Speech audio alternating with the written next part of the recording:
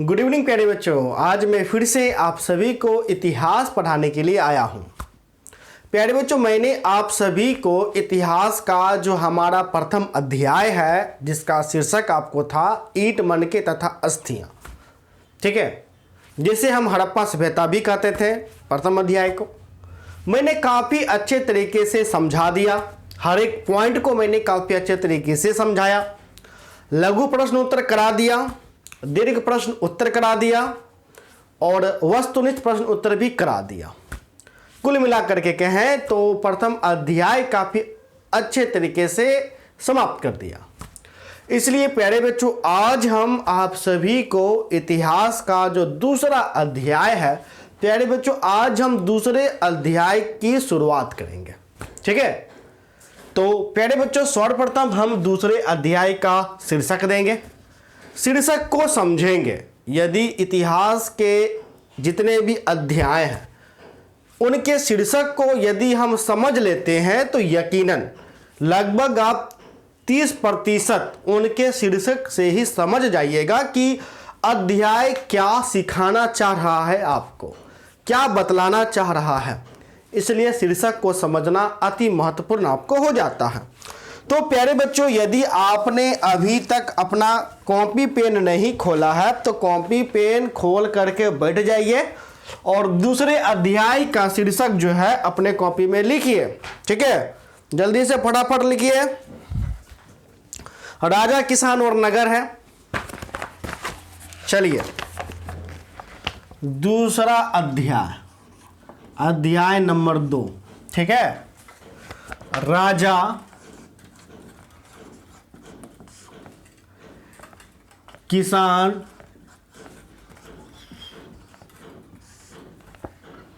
और नगर, ठीक है प्यारे बच्चों। राजा, किसान और नगर। फिर इस शीर्षक के नीचे में एनसीईआरटी में आपको और शीर्षक दिखाई पड़ेगा, वह है आरंभिक राज्य। क्या लिखा है? आरंभिक राज्य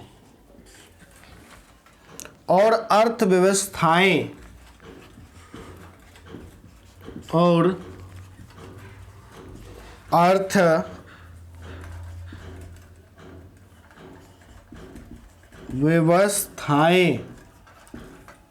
ठीक है। फिर इसके नीचे में एक और लाइन है, पंक्ति है, ब्रैकेट में लिखा है लगभग 600 ईसा पूर्व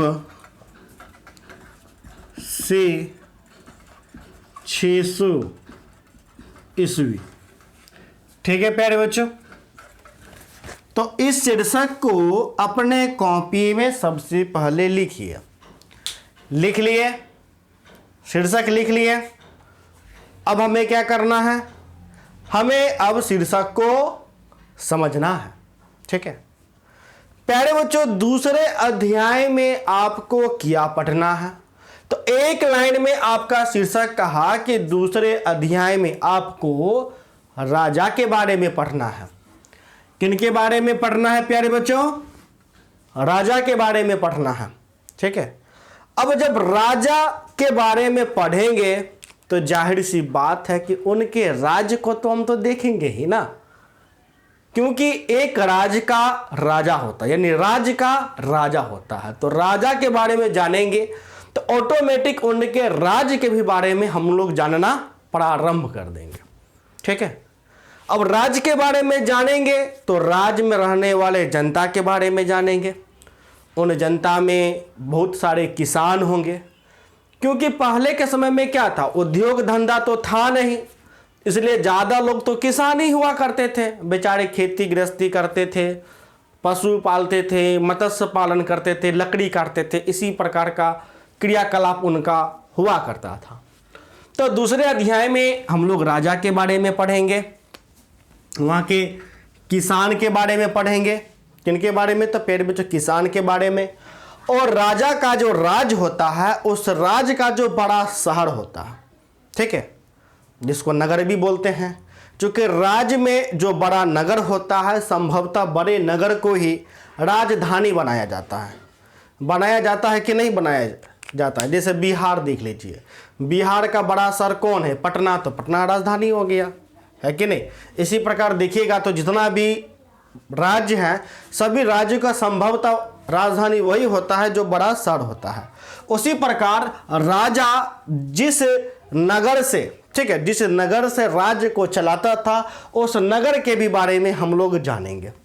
कुल मिलाकर के कहिए कि राज्य का जो बड़ा बड़ा जो नगर था, उन नगर के भी बारे में हम लोग क्या करेंगे? जानेंगे। अर्थात नगर में किस प्रकार का व्यवस्था था, नगर को किस प्रकार से चलाया जाता था, ठीक है, नगर का प्रशासनिक नीति क्या था, ए से लेकर के जेड पॉइंट हम लोग काफी अच्छे तरीके से समझेंगे। तो प्यारे बच्चों, कुल मिलाकर के कहें तो दूसरे अध्याय में हमें क्या पढ़ना है? दूसरे अध्याय में हमें राजा के बारे में पढ़ना है, किसान के बारे में पढ़ना है और नगर के बारे में पढ़ना है। इसको समझने में कोई दिक्कत? कोई दिक्कत नहीं। चलिए, कोई बात नहीं। अब प्यारे बच्चों, राजा, किसान, नगर इस पूरे दुनिया में कितना है? बहुत है। इंग्लैंड का राजा, अमेरिका का राजा, रूस का राजा। पुराने जमाने में तो अंग्रेज में भी, इंग्लैंड में भी राजा हुआ करते थे, फ्रांस में भी हुआ करते थे, ठीक है। लेकिन हमें किन राजा के बारे में जानना है? तो प्यारे बच्चों, हमें सिर्फ और सिर्फ भारत के, जो हमारा प्यारा देश भारत है ना, ठीक है, भारत के राजा, किसान और नगर के बारे में जानना है।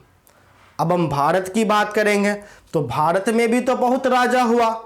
प्रारंभिक राजा, यानी जब शुरुआती दौर में राज्य का जब उदय हुआ, तब का राजा, ठीक है।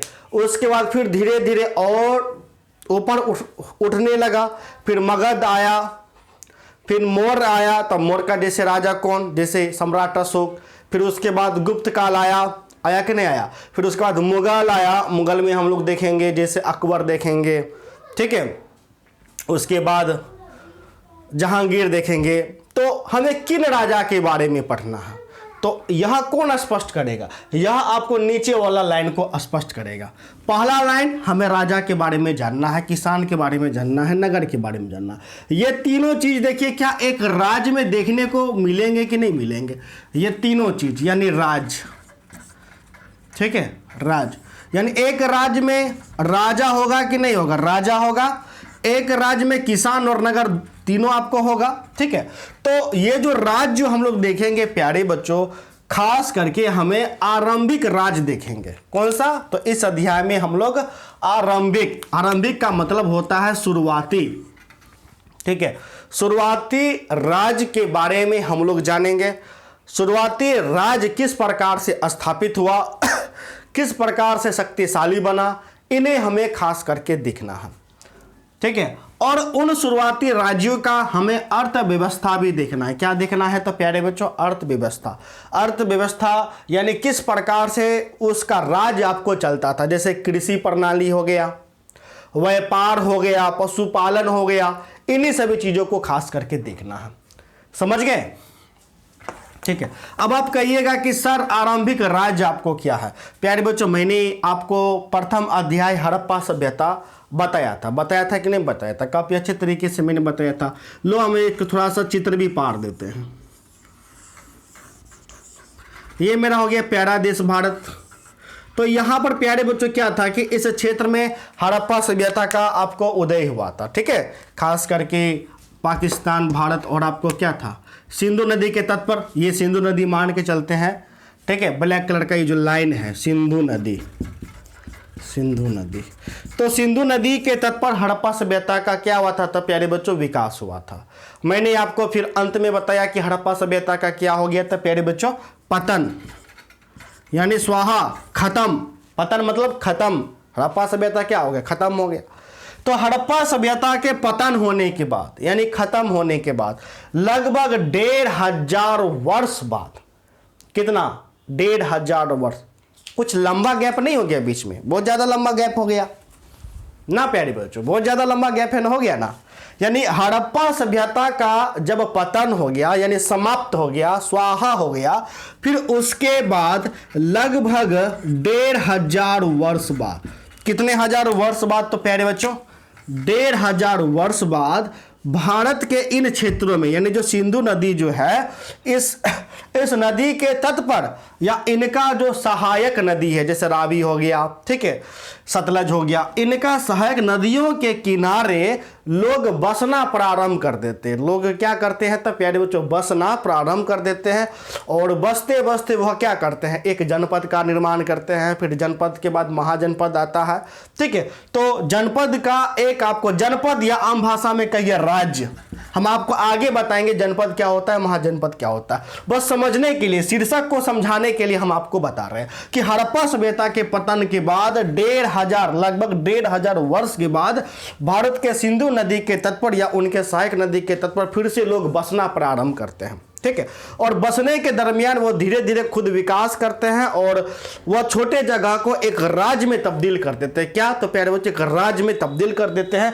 इसलिए वह राज्य, चूंकि वह शुरुआती राज्य है, सबसे पहले राज्य हुआ, ठीक है, इसलिए इन राज्यों को कहा गया प्रारंभिक राज्य। क्या कहा गया था प्यारे बच्चों, प्रारंभिक राज्य। चूंकि हड़प्पा सभ्यता के टाइम में कोई राज्य होता था, नहीं होता था, तो हड़प्पा सभ्यता तो स्वाहा हो गया, समाप्त हो गया। मैंने बताया कि हड़प्पा सभ्यता का पतन कैसे हुआ, बताया कि नहीं बताया, कमेंट करके बताइएगा, ठीक है। तो समाप्त होने के बाद प्यारे बच्चों, लगभग 1500 वर्ष के बाद फिर से लोग धीरे धीरे बसना प्रारंभ करते हैं, बस करके एक नया राज्य बनाते हैं। तो उस शुरुआती जो, चूंकि सबसे पहला वो राज्य बना, इसलिए उसे हम क्या कहेंगे, आरंभिक राज्य। अब उस राज्य का क्या होता था, एक राजा होता था। क्या होता था, तो राजा। इसलिए उन्हीं राजा के बारे में हम लोग पढ़ेंगे, उस राज्य के नगर के बारे में जानेंगे, उस राज्य के किसान के बारे में जानेंगे, उस राज्य के शासन प्रणाली के बारे में जानेंगे। समझ गए कि नहीं समझ गए, उस राज्य के अर्थव्यवस्था के बारे में जानेंगे। तो इस लाइन को भी समझने में कोई दिक्कत नहीं। अब हम आते हैं ये नीचे वाला लाइन, ये जो लिखा हुआ है लगभग 600 ईसा, ईपू का मतलब ईसा पूर्व। क्या मतलब, तो प्यारे बच्चों, ईपू का मतलब ईसा पूर्व, ठीक है। समझे कि नहीं समझे, समझे हैं तो कमेंट में लिखिए, हाँ सर समझ गया।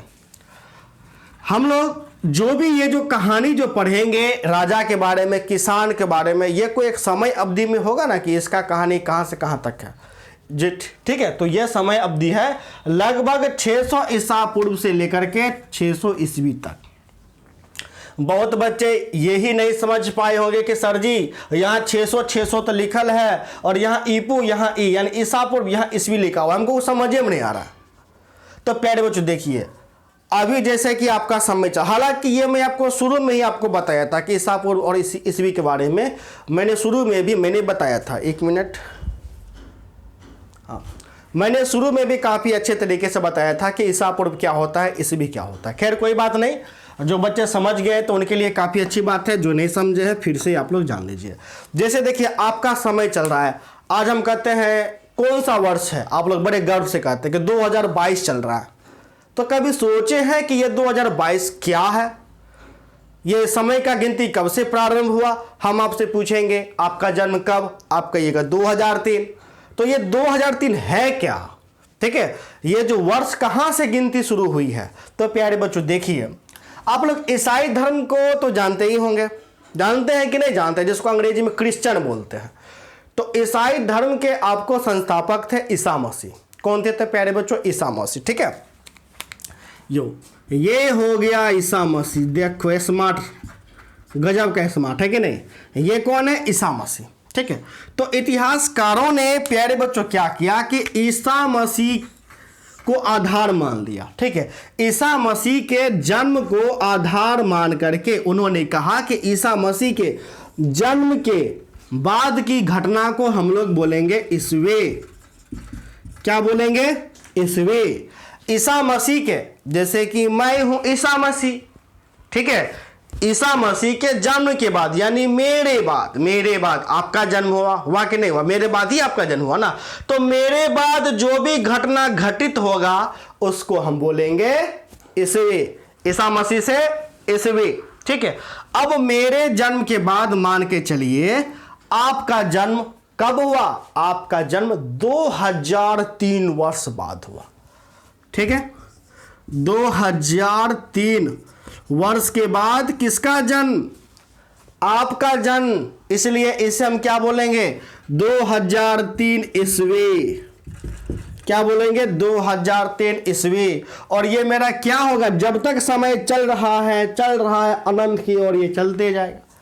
जाएगा कि नहीं जाएगा प्यारे बच्चों? बिल्कुल जाएगा। यानी 2000 आज 3 है, तो 3 से बढ़ करके आज क्या हो गया? 2022।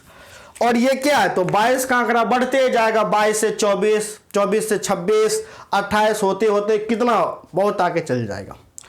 लेकिन ये भी तो प्यारे बच्चों बात है ना कि ईसा मसीह का जब जन्म नहीं हुआ था, यानी कि ईसा मसीह, जैसे मैं ईसा मसीह, मेरे भी तो जन्म के पहले कोई घटना घटित हुआ होगा। जैसे मेरे पिताजी का जन्म, पहले मेरे पिताजी को होगा, फिर तो मेरा जन्म होगा, है कि नहीं? तो ईसा मसीह के जन्म के पूर्व, यानी पहले, पूर्व मतलब पहले, ईसा मसीह के जन्म के पहले जो भी घटना घटित होगा उसे हम कहेंगे ईसा पूर्व।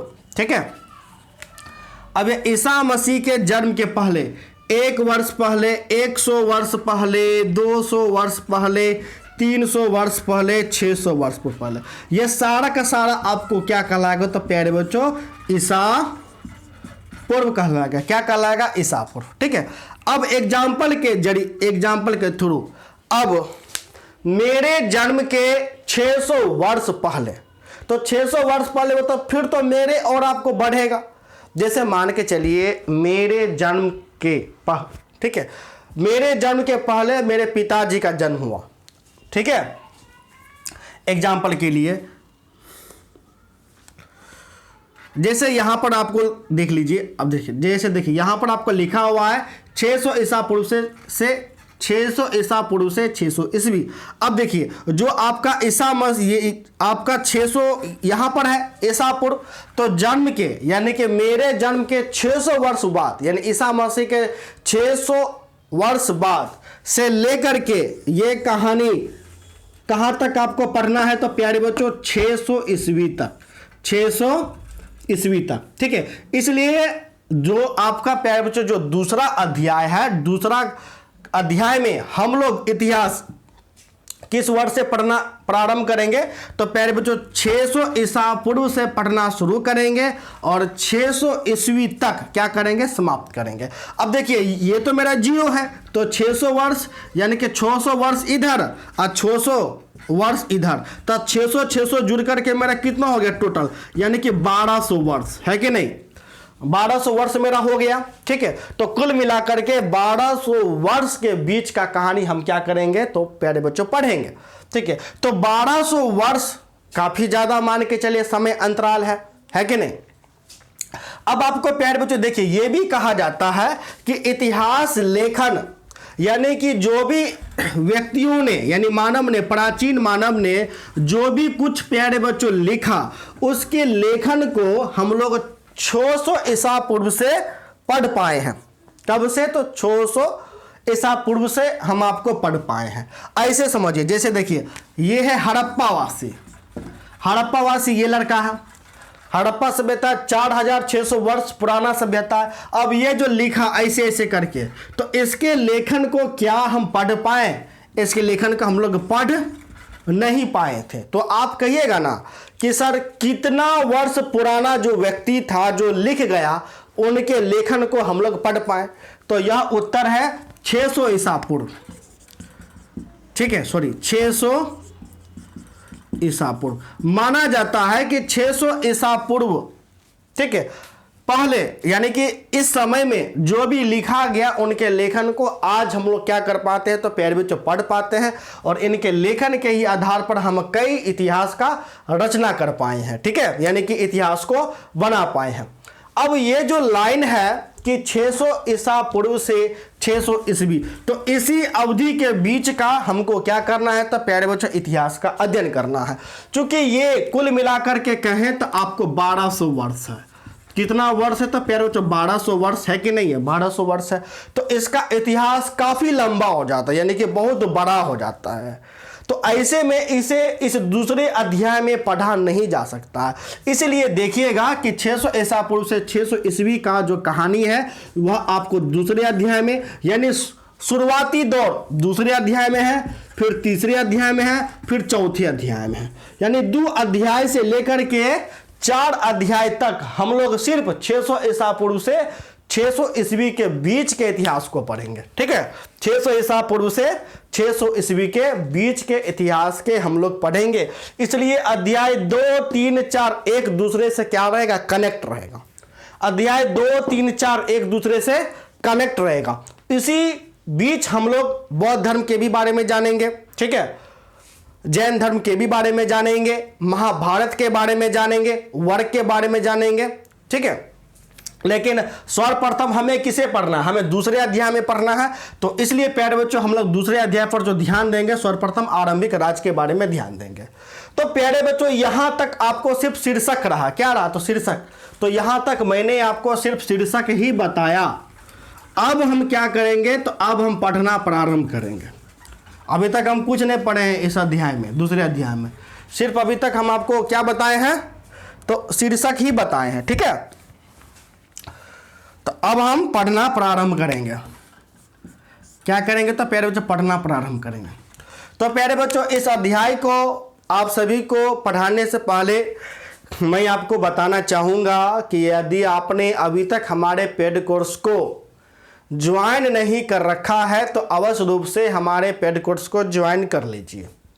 पूरे साल का मात्र आपको 1500 रुपये लग रहे हैं, जिसमें सभी विषय चैप्टर वाइज पढ़ाए जाएंगे, चैप्टर वाइज नोट्स दिए जाएंगे, क्वेश्चन आंसर कराए जाएंगे, क्वेश्चन आंसर में MVBI VBI चिन्हित किए जाएंगे। यदि आप सिर्फ और सिर्फ MVBI ही पढ़ लेते हैं तो 80% नंबर आराम से आपको चले आएंगे। ठीक है, सिलेबस को अक्टूबर के अंत में समाप्त करने के बाद गैस क्वेश्चन देकर के रिवीजन भी करवाए जाएंगे, अर्थात अभी से लेकर के एग्जाम होने तक का मात्र 1500 फी है। यदि आप हमारे पेड कोर्स में ज्वाइन करना चाहते हैं तो आप हमें बस कॉल कर सकते हैं। हमारा नंबर है 70 61 50 45 52। इस नंबर पे कॉल करिए और कॉल करके हमारे पेड कोर्स में ज्वाइन हो जाइए। ठीक है, तो प्यारे बच्चों जल्दी से इस नंबर को आप सभी को नोट कर लीजिए। नोट कर लीजिए, कर लिया ना, नोट ही नहीं करना है, कॉल भी कर देना है। और जब कॉल कर लीजिएगा तो ज्वाइन भी कर जाइएगा। ठीक है, तभी तो हमको भी अच्छा लगेगा, है कि नहीं, अच्छा लगेगा कि नहीं लगेगा, लगेगा। कमेंट करके बताइएगा कि आपको कैसा लगेगा। चलिए अब हम मेन कहानी पर आते हैं। मेन कहानी के लिए पहले भारत का नक्शा बना लेते हैं। हमारा प्यारा देश भारत दुनिया का सबसे बेहतरीन देश है कि नहीं है, है। ठीक है, तो प्यारे बच्चों मैंने आप सभी को बताया था कि सिंधु नदी के तट पर, ये जो लाइन है काला रंग का, ये सिंधु नदी है। सिंधु नदी के तट पर हड़प्पा सभ्यता का विकास हुआ था। लेकिन दुख की बात यह है कि हमारा हड़प्पा सभ्यता का पतन हो गया, यानी कि अंत हो गया, बेचारा खत्म हो गया। अब जैसे ही हड़प्पा सभ्यता खत्म हो जाता है तो समय बीतता जाता है, बीतते जाता है, बीतते बीतते बीतते 1500 वर्ष बीत जाता है। कितना हजार वर्ष बीत जाता है, लगभग 1500 वर्ष। ठीक है, लगभग 1500 वर्ष बीत जाता है। फिर उसके बाद क्या होता है, इस सिंधु नदी के किनारे या सिंधु नदी के जो सहायक नदी है, उस सहायक नदी के किनारे फिर से मानव बस्ती का विकास होता है। मानव बस्ती जहां लोग रहना प्रारंभ करते, फिर से विकास होता है। इसी समय जो है ऋग्वेद का भी विकास होता है, यानी ऋग्वेद का नाम सुने ना, ऋग्वेद का भी विकास होता है। आम भाषा में कहिए तो वैदिक युग भी इसी समय विकास करता है। धीरे धीरे मानव रहना प्रारंभ करते हैं और रहते रहते वो क्या करते हैं, एक छोटे छोटे राज्य बना लेते हैं, जिन्हें आम भाषा में कहें तो जनपद कहते हैं। क्या कहते हैं, तो प्यारे बच्चों जनपद, यानी कि लोग रहते रहते एक कई कस्बा टाइप का बना लेते हैं, कबीला टाइप का, या यूं कहिए कि एक राज्य टाइप का, एक छोटे राज्य टाइप का आपको बना लेते हैं, जहाँ का खुद का एक राजा होता था। क्या होता था, जहाँ का खुद का राजा होता था, कुछ थोड़ा बहुत सैनिक होता था, ठीक है। तो इस प्रकार से उसे कहा जाता था जनपद, जनपद कहा जाता था। क्या कहा जाता था? जनपद। अब कोई पूछेगा कि जनपद का क्या अर्थ होता है, तो जहां लोग रहते हैं, जहां लोग रहते हैं, रह करके बस जाते, एकदम हमेशा हमेशा के लिए बस जाते, उसी को जनपद कहते हैं।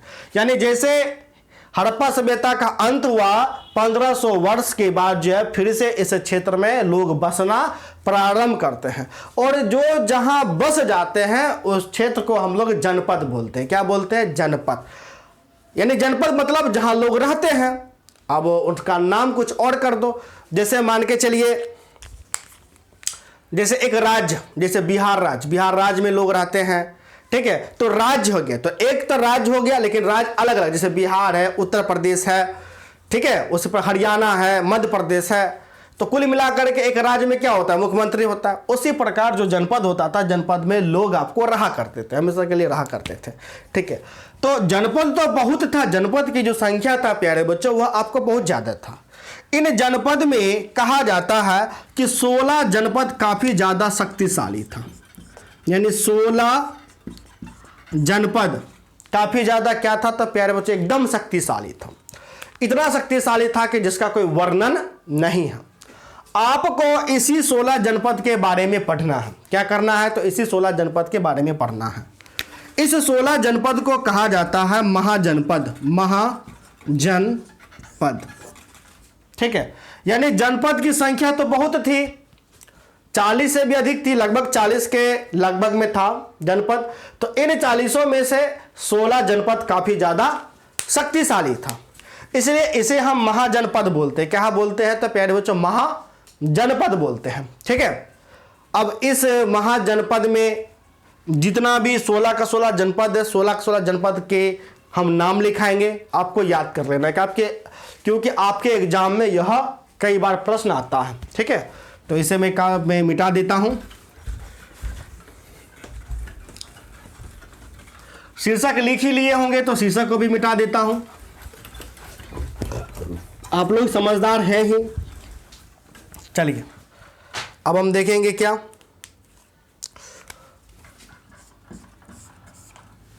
अब हम प्यारे बच्चों देखेंगे महाजनपद,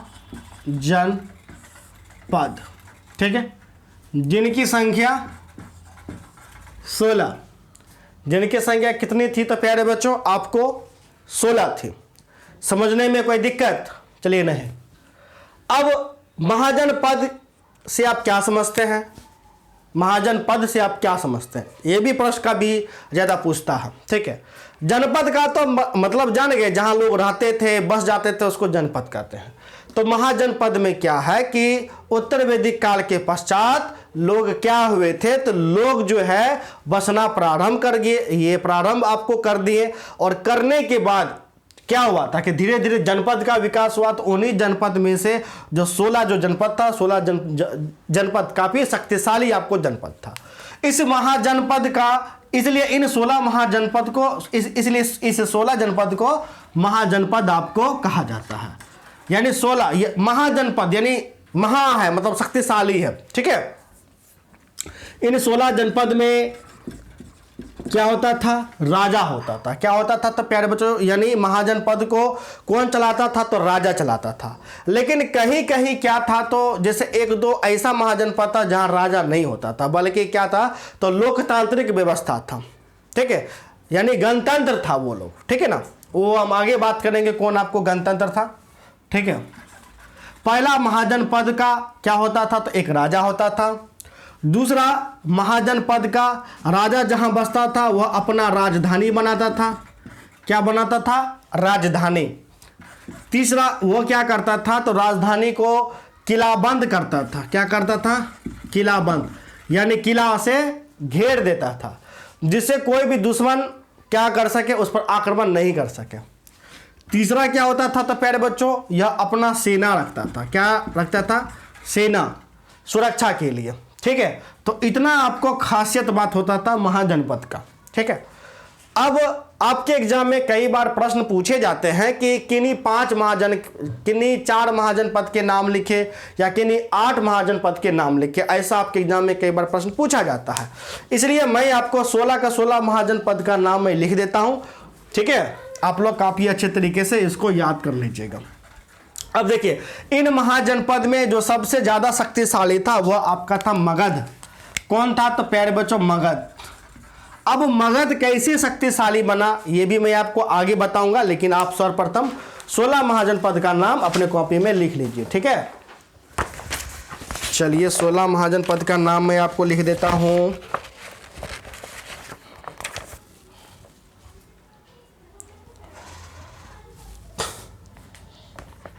सबसे पहले राज्य का नाम एक साइड में राज लिख देता हूं, राजधानी भी लिख देता हूं। ठीक है, राजधानी,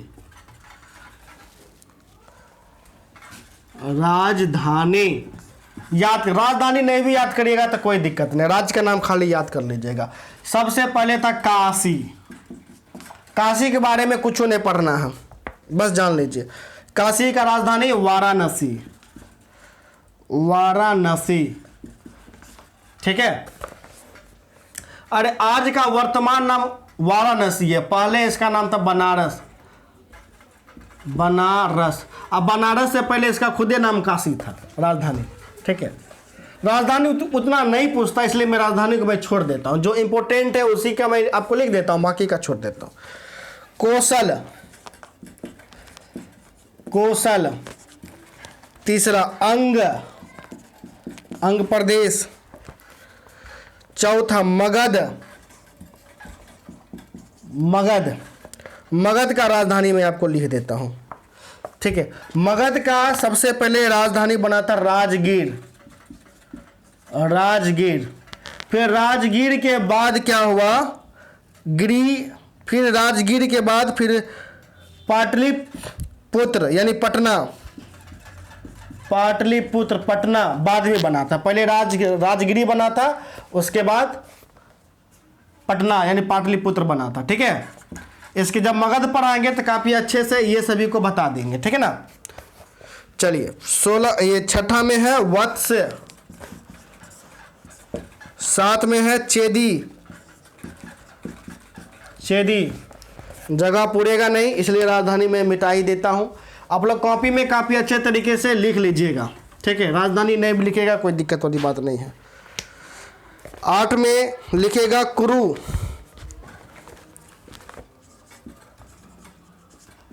कुरु, कुरुक्षेत्र जिसका राजधानी इंद्रप्रस्थ था। 9 में है पंचाल, पंचाल। 10वां में है मत्स्य, मत्स्य। 11 में है सूरसेन, सूरसेन। ठीक है, 12 में है अस्मक, अस्मक। 13 में है गांधार, गांधार। 14 में कंबोज, कंबोज। 15 में 15 यहाँ लिख देता हूँ बजीज। 16 में मल्ल। ठीक है, मल्ल।